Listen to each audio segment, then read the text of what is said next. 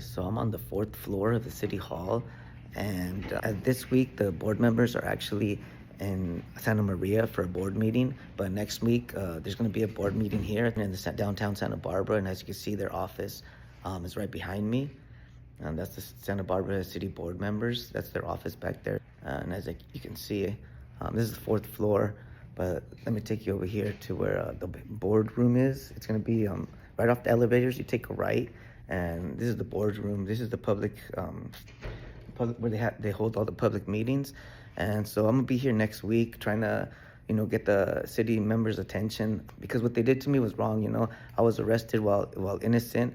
I had injuries. I had a separated AC joint and a winged scapula with nerve damage.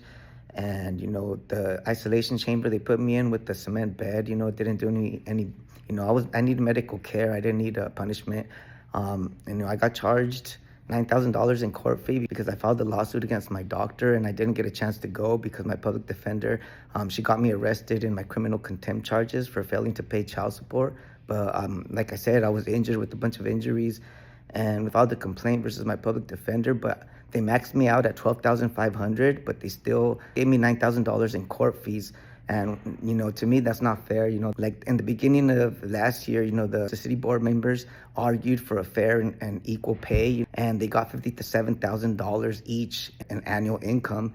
And they maxed me out at $12,500, and I have a permanently damaged shoulder due to the false arrest caused by two city employees. And they gave me $12,500, but they charged me $9,000 in court fees.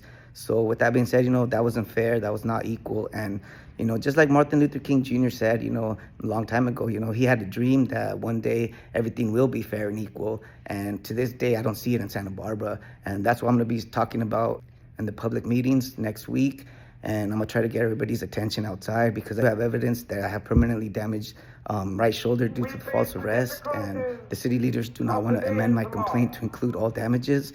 That's a problem. That's what I've been requesting. I've been requesting that they amend my original complaint to include all damages done by the city leaders, including the court fees, because I don't think, it's not fair. It's not fair for somebody to get a settlement and then have 3/4 of that settlement paid back to the city. That's not a settlement. That's corruption.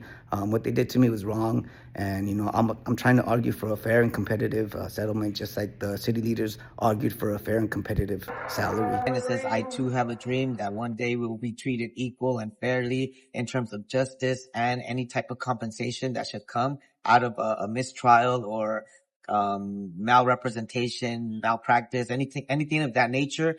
We all deserve their compensation.